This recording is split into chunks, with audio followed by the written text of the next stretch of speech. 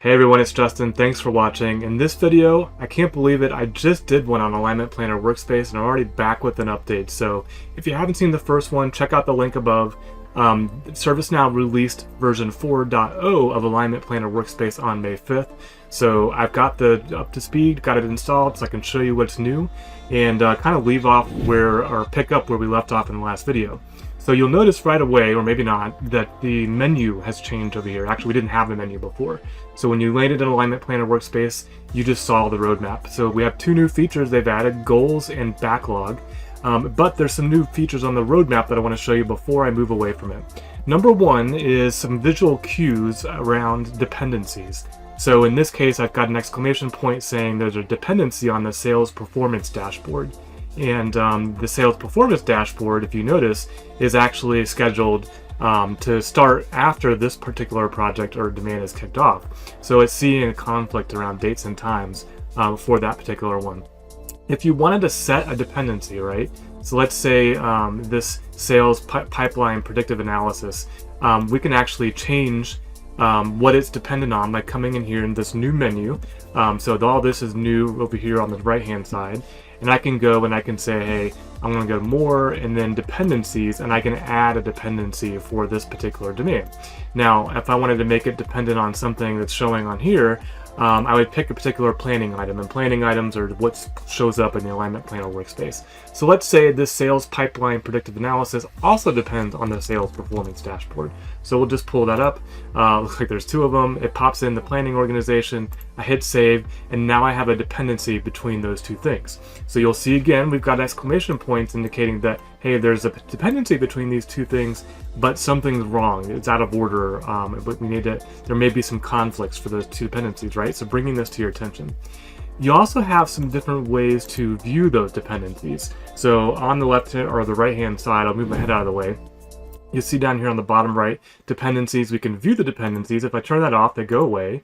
I can do dependency lines between things, so I'll clear that out. You can see this nice little line swinging around. And if I were to click on one of them, it kind of brings it forward over the demands, so it's not obscuring the view. But if I was to hover over it, I'd see that dependency. And then I can say, hey, I only want to see things with dependency on this particular roadmap that I'm looking at.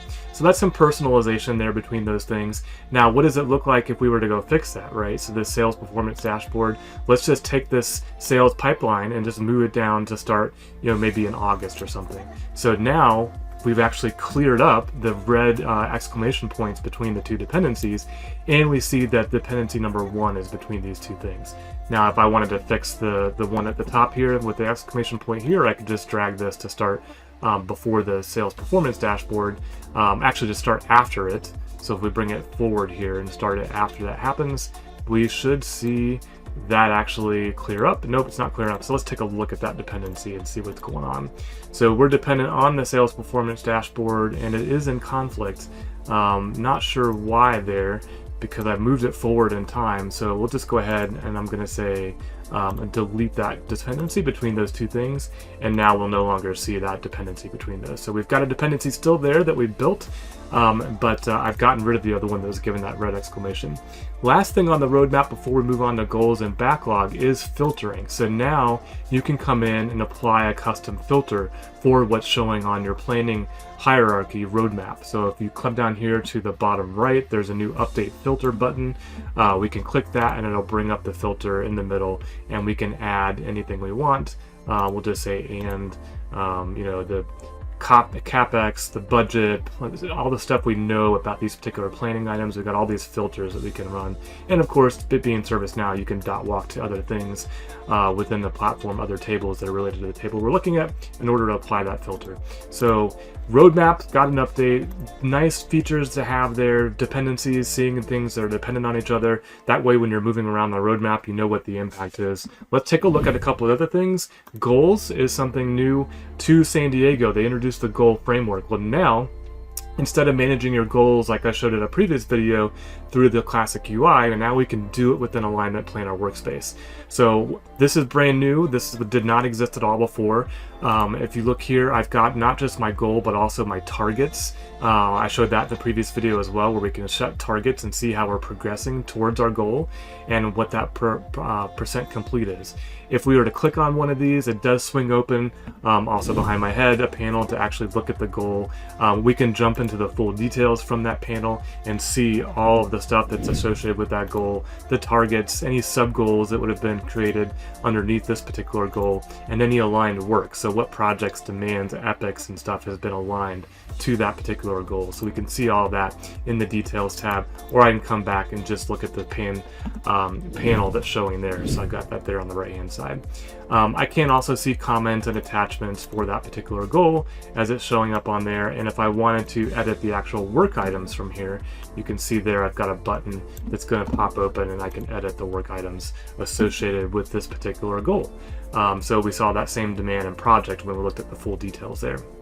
So that's the goal stuff. These cards up here too, they can also be used to jump towards these goals. If I wanted to view the happy employees, I can just jump in and see all the information about the happy employees and what that goal is and sub goals. This particular one doesn't have any targets associated with it, but we are 8% complete, working towards that particular goal to being completed.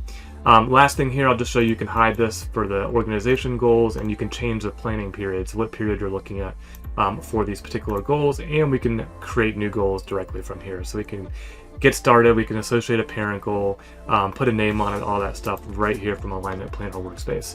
Last new feature in this new release is the backlog. So in the backlog, we can see, let me actually click on it there. In the backlog, we can see things like demands and projects and stuff that are in a particular backlog.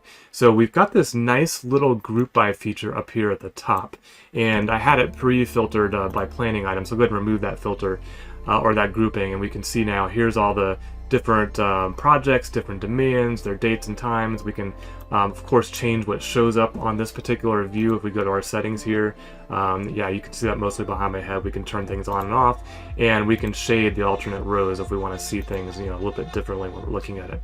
If we wanted to group like I had in the beginning, I can just grab a column, drag it up here to the grouping. It'll now group all those demands and all those projects by the planning item type. I can group by different things too. Maybe I want to group by the planning state, or now we know, okay, there's 3 new things in here that we need to go look at in order to do our planning. So lots of flexibility there around looking through the backlog, rearranging things in the backlog, so I can pick things up and move them around.